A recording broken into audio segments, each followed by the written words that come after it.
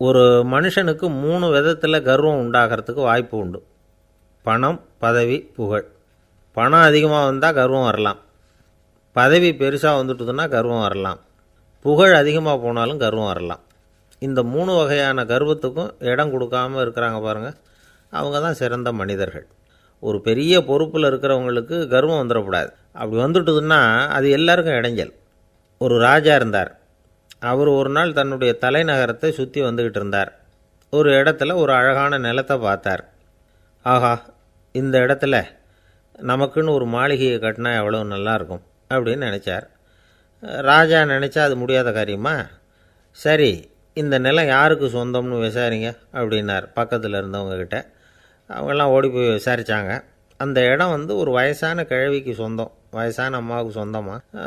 அந்த அம்மா தான் அதில் ஒரு குடிசையை போட்டு குடியிருந்துகிட்டு இருக்கிறாங்க.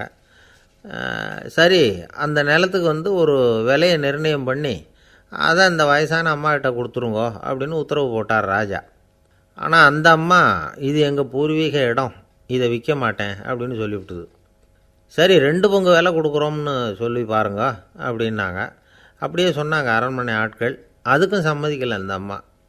இதை கேள்விப்பட்டதும் ராஜாவுக்கு கோபம் வந்துட்டுது. தன்னுடைய ஆளுங்களை கூப்பிட்டார்.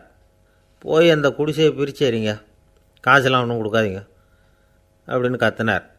அவ்வளோதான். அடுத்த நிமிஷம் அரண்மனை ஆசாமிகள் போனாங்க, குடிசையை பிரித்து எரிஞ்சாங்க. அந்த வயசான அம்மா இருக்குது, அதுவும் அந்த இடத்த விட்டு துரத்தி விட்டாங்க. அந்த இடத்துல ஒரு அரச மாளிகையை கட்டி முடிச்சிட்டாங்க.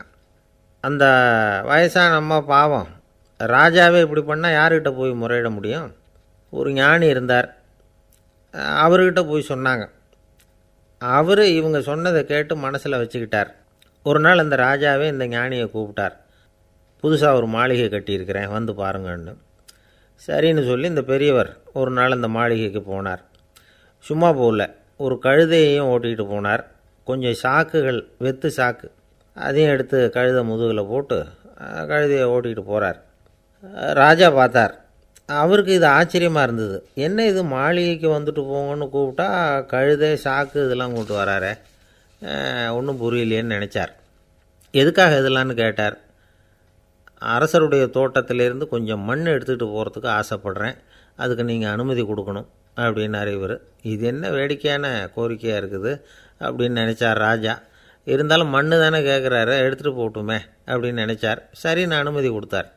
அந்த பெரியவர் தோட்டத்துக்கு போனார், மண்ணை வெட்டினார், சாக்கில் போட்டு நிரப்புனார். ராஜாவை கொஞ்சம் கிட்ட வாங்கன்னு கூப்பிட்டார். இந்த மண் மூட்டையை தூக்கி கழுதையோட முதுகில் வைக்கணும், கொஞ்சம் உதவி பண்ணுங்கன்னார். ஓ, பண்ணுறேனே அப்படின்னு சொல்லி ராஜா கிட்ட போனார். மூட்டையை தூக்கி பார்க்குறாரு, முடியல, திணறி போயிட்டார். இப்போ அந்த ஞானி பேசினாராம். அரசே, இந்த ஒரு சாக்கு மண்ணையே உங்களால் தூக்க முடியல, அந்த கிழவிகிட்ட இருந்து அந்த அக்கிரமமாக அபகரித்த இந்த தோட்டம் பூராவையும் சுமக்கணும்னு ஆசைப்படுறீங்களே, அது உங்களால் முடியுமா அப்படின்னு கேட்டாராம். ராஜா யோசனை பண்ண ஆரம்பித்தார். தன்னுடைய செயலுக்காக வருத்தப்பட்டாராம். அந்த வயசான அம்மாவை உடனடியாக வரவழைச்சார். தாயே, தப்பு பண்ணிட்டேன், என்னை மன்னிச்சுக்குங்க, இன்னையிலேருந்து இந்த மாளிகையும் தோட்டமும் உங்களுக்கு தான் சொந்தம் அப்படின்னு சொல்லிவிட்டாராம். போகிறப்ப இந்த உலகத்திலேருந்து எண்ணத்தை எடுத்துகிட்டு போக போகிறோம், அதனால் ரொம்பவும் அலட்டிக்க வேண்டியதில்லை, கர்வப்பட வேண்டியதில்லை அப்படிங்கிறது ஒரு பெரிய உபதேசம்.